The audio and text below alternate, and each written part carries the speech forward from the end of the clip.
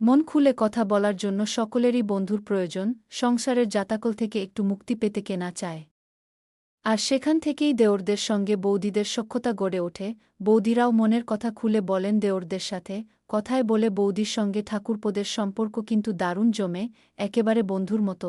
দেওররা মন খুলে কথা বলতে পারেন বৌদিদের সঙ্গে। তবে বিবাহিত মহিলা এবং বয়সে একটু বড় মহিলাদের প্রতি ছেলেদের আকর্ষণের উদাহরণ গুচ্ছের সিলভার স্ক্রিনেও তার প্রতিফলন কম নেই। যদিও বিয়ের ক্ষেত্রে এখন বয়স আর কোনো বাধা নয়, এমনই কোনো বয়সে বড় বিবাহিত মহিলাকে আপনার মনে ধরেছে?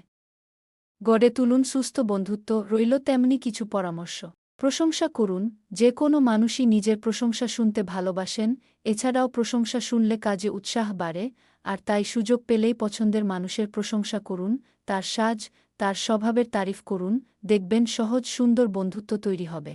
ভালো বন্ধু তৈরির ক্ষেত্রে সবাই আগ্রহী থাকেন, একসঙ্গে ভালো সময় কাটান। কাজ, স্বামী, সংসারের জাতাকলে পড়ে বিবাহিত মহিলারাও একটু নিজেদের মতো করে সময় কাটাতে চান, আর তাই সুযোগ পেলে তাদের সঙ্গে আড্ডা দিন, কফি খেতে যান, মজার কথা বলুন।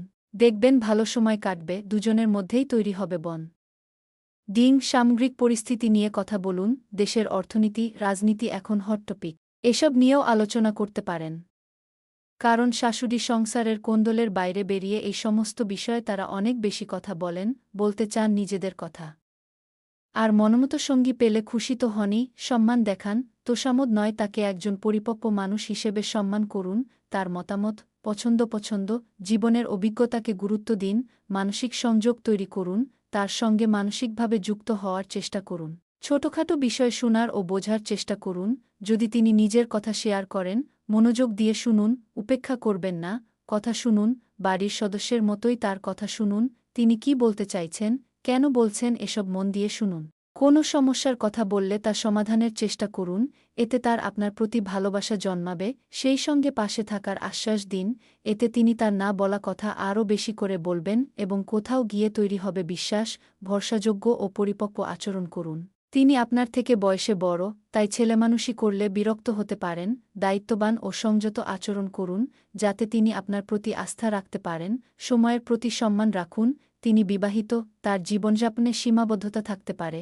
চাপ সৃষ্টি করবেন না। কথা বলার জন্য তার সুবিধামতো সময় ধারণ করুন, কৃতিত্বের প্রশংসা করুন। ধরা যাক কোনো ভালো কাজের জন্য তিনি কোনো পুরস্কার পেয়েছেন বা নামী কোনো সম্মান পেয়েছেন, আপনি কিন্তু তার কৃতিত্বের প্রশংসা করতে ভুলবেন না। যে কোনো কাজের সাফল্যকেই প্রশংসা করুন, এতে তার আপনার প্রতি বিশ্বাস আর ভালোবাসা দুই তৈরি হবে। সে যদি আপনাকে পছন্দ করে তাহলে আপনার প্রশংসার অপেক্ষায় সে থাকবে। আর যখন আপনি মাঝে মাঝে তার ছোট প্রশংসা করবেন, সে আপনার জন্য তার মনে জায়গা করে দিবে। এরকম সঙ্গী জীবনে সকলেই চান। বন্ধুত্ব থেকে শুরু করুন। সরাসরি সম্পর্কের প্রস্তাব না দিয়ে বন্ধুত্ব দিয়ে শুরু করুন। ধীরে ধীরে যখন অনুভব করবেন যে তিনিও আগ্রহী, তখনই পরবর্তী পদক্ষেপ নিন। গোপনীয় সতর্কতা, এই ধরনের সম্পর্ক অনেক সময় মানসিক ও সামাজিক জটিলতার কারণ হতে পারে। বিবাহিত মহিলার পরিবার, সন্তান এবং সমাজের দৃষ্টিভঙ্গি বিবেচনা করুন। সম্পর্ক গড়ে উঠলেও তা গোপন নয়, স্বচ্ছতা থাকা উচিত। কোনোরকম জোরজবরদস্তি বা মানসিক চাপ প্রয়োগ করা নৈতিক ও আইনত অপরাধ হতে পারে।